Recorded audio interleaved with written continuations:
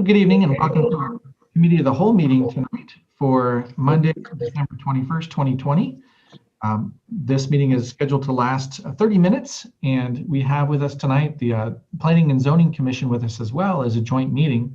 To preface, this meeting is being held in compliance with the Iowa Public Information Board electronically in compliance with their mandates. We're doing this because of our current COVID risk rate in Cedar Falls and our council's decision to not allow meetings in person while the county level is at high. So with that, I will turn it over to Director Rodenbeck. And again, our first item is, or only item is Capital Improvements Program joint meeting. And then we'll turn it over to Director Rodenbeck. So go right ahead.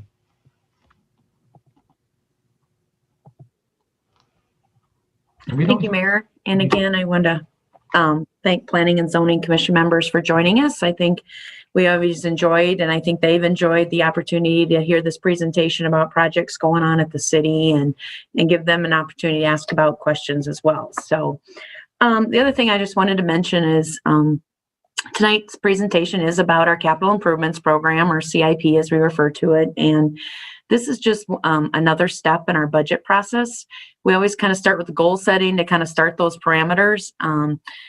And that helps us develop the CIP. And then in developing the CIP and improving that helps us as one of the steps in developing the budget. So tonight what I thought I'd do is just give a little overview, summary of the CIP, just talk about a few projects, highlight a few projects, just some of the financial effects, and then if there's questions at the end, we can address those. So just a summary, the CIP is a planning document and it doesn't authorize or fund the projects. Funding of the projects will be coordinated with the annual budget process. On the CIP, you'll see there's 212 projects for a total of just about $328 million. And it comes from about approximately 50 different funding sources. What we try to do with the CIP, as I mentioned from goal setting, is really build the CIP based on, things that were discussed at goal setting, whether it was this year or whether there's ongoing goals that have been discussed in prior years. And some of those goals, just to kind of let people know, or you'll see the first one is infrastructure maintenance. Those are things that we know is a priority. We need to keep looking at streets and sewers and stormwaters and making sure that those are keeping up to date. We also talk in goal setting about what projects are going to be funded by our emergency reserve dollars. When we talk about projects, is there going to be a private donation goal along with those? Also look at what are our funding requests that we'd like to make through the Blackhawk County Gaming Association. Also want to make sure in those goals that we're taking in these capital projects when we're establishing user fees. And when I talk about user fees, I'm talking about sewer, refuse, stormwater. Also want to base our GO, or general obligation funding, on replacement debt and maintain a debt management strategy that protects at least 25 to 30% of our debt capacity.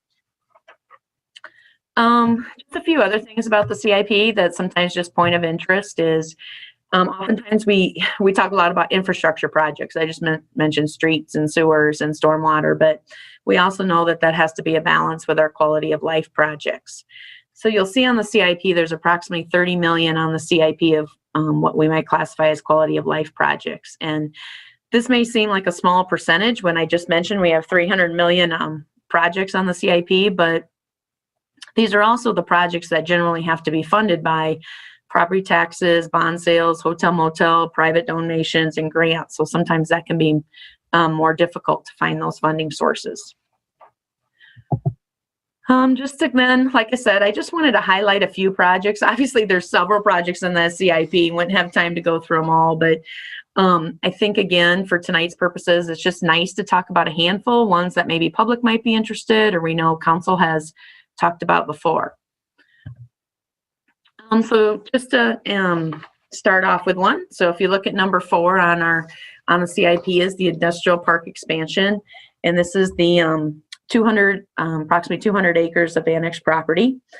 And you'll see that, you'll see on the map that we have a phase 1, and that's really talking about grading that property and also putting infrastructure in that red area on the map. Also in conjunction with this project is you would see number 132, which is the reconstruction of Viking Road and the sidewalk. And this project would update that roadway, and a majority of that project is in this annexed area. What's not on the CIP and actually listed on the unfunded list is phases 2 and 3 of this. And the reason why we have them there is we really see that how those phases would occur would really just be based on the development, and that development would really drive when those phases would take place. And that funding, of course, would come from our TIF funding. Next is number 51, the Hearst Center expansion. There was a facility study done by consultants in 2020. We look at the timing, the projected timing of this to be in fiscal year 25 through 26, with a total project cost of about $5 million. I think why we wanted to highlight this one is, one, it's one of the quality of life. We see projects on the CIP, but also the variety of funding that would go into this project. This is one that we would be asking for gaming dollars for. You can also see that a big chunk of the funding would need to come from private donations, $2.4 million. So again, in the $5 million project, we'd be looking at general obligation funding of $700,000, asking for a gaming grant of $750,000, cultural funds of $830,000, grants of $350,000, and then again, the private funding piece. Next is the Cedar River project, recreational improvements. This project includes the improvements along the riverbank, but also the improvements in the river. And there's been discussion in this year and in prior years too in goal setting about how much of money would we use from dollars out of the emergency reserve. And so you can see that, we're looking at GEO funding of $500,000, look at Blackhawk County Gaming of $1.5 million and other grants for $400,000, and then take $1 million out of the emergency reserve for this project. Still looking at the private piece of $500,000, and then hotel motel taxes of $200,000. You can see with the $4 million project and the gaming grant of 1.5 that this is a project that is going to be heavily dependent on the gaming grant, and that's something that we would be looking at doing that letter of intent here, working on that in January, and then I think the application process would be done in March for that. Next is number 66, the new high school pool. That's a new item on the CIP. This would be a $15 million project, and we'd be looking at splitting that cost a third amongst the parties, the school, the city, and then private donations.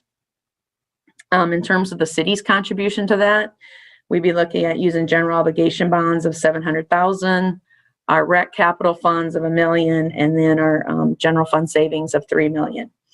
Again, this is one that we'd be looking at going to the Blackhawk County Gaming Association for to get funding for, and our hope would be in the amount that we would request is $900,000. Number 87, Olive Street Box Culvert. You can see the timing of this is fiscal year 21 to 23 with a total project cost of $1.9 million. It is using some general obligation bond funding, but then the rest would come from the College Hill TIF district. This would be removing the bridge and replacing it with a culvert. There also be looking at stream bank restoration along here up College Street and Olive Street. Why we thought we should mention this one is this is kind of a good example of kind of combining a infrastructure and quality of life project. Obviously, we're going to look at when we're doing those is how does the design fit with the College Hill area, working with different stakeholder groups, including the College Hill Partnership, Pedersen Plaza, and the property owners. Project 114, our annual street repair program. So this is for our street resurfacing and street reconstruction. And it's annual, but I think why we always like to talk about it is what our use of the local option sales tax dollars are for. And so just a reminder to everybody that that's about $5 million a year that the city of Cedar Falls does get in local option sales tax funding.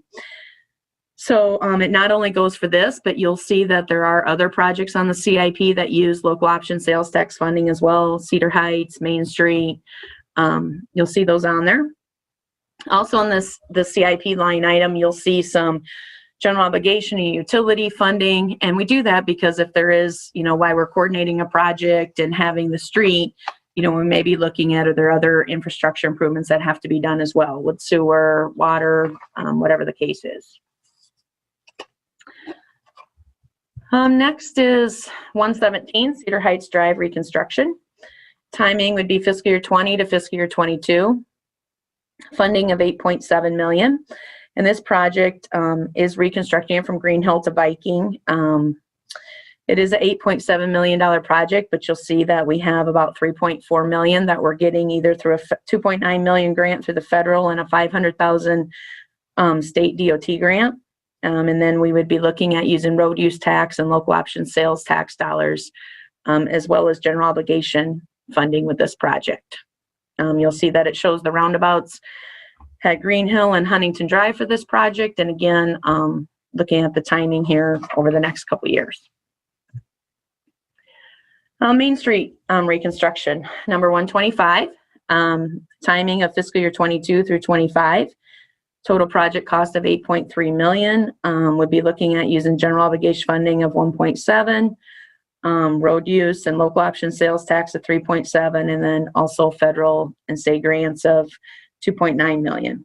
Obviously, why there's different funding sources in this is, we're looking at improving some intersection improvements, some complete street elements, and again, that's why it's using some of those other funding dollars. 138 West 27th Street. Timing of this is fiscal year 21 through fiscal year 23, and this would improve West 27th Street and traffic operations in conjunction with the school project. Improvements to the corridor will be from Hudson Road west to the school property, and a total project cost of $5 million. You can see that, again, another project that would be using local option sales tax dollars, road use tax dollars, some general obligation funding, and then funding with the schools of $1.1 million. So that's just some specific projects, but couple of things I also wanted to note is stormwater and sewer are funds that we talk about frequently. And the reason why we talk about those are they are the funds that do have a lot of projects on the CIP. So if you look on the CIP, there's 10 projects that use stormwater funding, or 2.6 million. And we've had to use, because we know the stormwater fund won't necessarily fund all those projects, we have had to use some general obligation monies to cover some of those stormwater projects.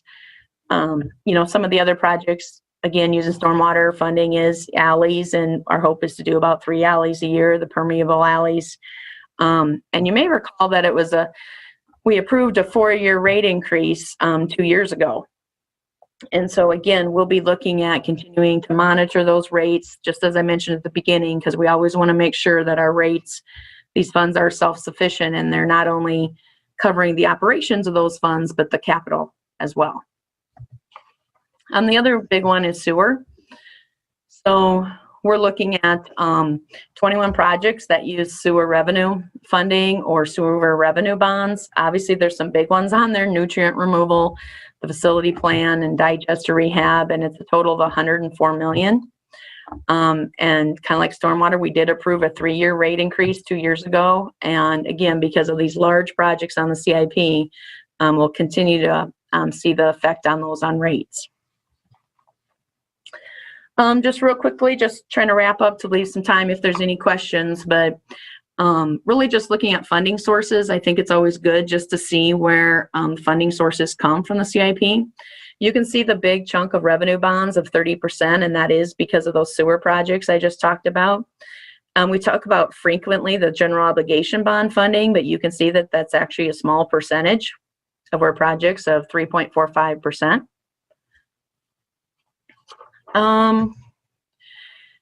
Use of our GO debt limit. I mentioned about general obligation, that's one of the goals. We want to make sure we're leaving ourselves capacity, and you can see that we are still only looking at that 9-10% of what we'd be using in our general obligation debt capacity. So well under what our goal is for that. Just kind of the effects of that. So sometimes people are like, well, so what does that mean? It's obviously it's a very low use of our debt limit, still doing that. If we issue those bonds that we have on the CIP for the years 22, 24, and 26, we show that that would increase taxes over the 5 years of 3.12%. Now, again, that's for the whole 5 years. So you can see that's less than 1% a year. And that's again, going towards a goal of trying to do replacement debt only. Mayor, just to kind of remind you kind of what the process is, and for the council is really just overview tonight. And if there's any questions, we'll actually have the formal public hearing and consideration by council on the January 4th meeting. And then once the CIP is approved, then we would take the fiscal year 22 column of the CIP and put it into the budget. Obviously, anytime the CIP, the full CIP was included in the packet for tonight. So if there's anybody out there who wanted to see the CIP or kind of wondered what projects those numbers associated with, that is in the packet. Once the CIP is adopted, then of course we would get that out on our website and people can refer to it. So with that, Mayor, I think I'm going to stop and maybe I'll stop sharing my screen and just see if there's any questions. All right, thank you very much, Director Rodenbeck. So yes, I'll now open it up for council members and commissioners. Feel free to ask your questions and comments. I have a question. Yes, Councilmember Cyrus, go ahead. It looks to me like we've pushed off the Aldrich School Road until, looks here like 26. We were promised that last year that we would have a road to the school, and now there's nothing until 2026. It looks like 250,000 allocated in 25 and then 2.5 million in 26. I thought that was promised to us so we could alleviate the traffic problem up there because it's horrendously bad. I just wondered why that got skipped over.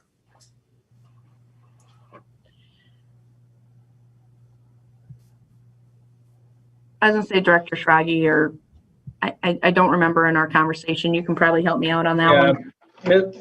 Can you let me know what item you're looking at, Mr. Cyrus? Yeah, it's number 121. Project will complete intersection improvements. 121 is Green Hill Road. But it says here, says Algonquin, Hudson Road. Yeah, so actually, if you're looking at, is the title of it Green Hill Road Intersection Improvements? Yeah, but where is the one that Aldrich School? I don't see that in here anywhere. 116 is part of it. 116, the Ashworth Drive extension that would require some property acquisition. And then the one right above that, 115 is another one that you're speaking to. Both of them plan to get started. Okay, here it is, 22. Yeah, kind of to be done by 23. But the first one, item number 116, is to begin in this current. We look to run that street straight north from that school to alleviate that in a quicker time. Get a 3-lane straight north in that open field, and then bend that around to Green Hill Road. That would alleviate all the problems and the congestion in those little neighborhoods with school buses. Have we looked into that at all? Mr. Gaines and myself have been in some initial conversations about kind of the process moving forward and to get that infrastructure installed as soon as we can, but we haven't gotten to a point of kind of final design and those type of things yet. But you are looking into running that road straight north from the school and then bend it around? Run that into Green Hill? What I would say though is right now the council's looked at the 3 different connections, the Ashworth Drive going to Aldrich Elementary, the Ashworth Drive connecting to Hudson, and then the Green Hill Road on Ironwood Drive are the 3 that the council have indicated they want to move forward with. Now, if we're looking at something a little bit different, moving straight north, I think that's a much bigger, probably multi-million-dollar project that we're talking about, because we would have to go in and condemn quite a bit of property that would go up through there. But wouldn't that make more sense since that school will probably be there 100 years or so? Now would be the time to run that road straight north? And the concepts are there that the developer would come in and do that. He has those conceptual drawings. He hasn't platted it yet, but so that's one of those roads that that's coming with development, but I can tell you, I don't know how soon.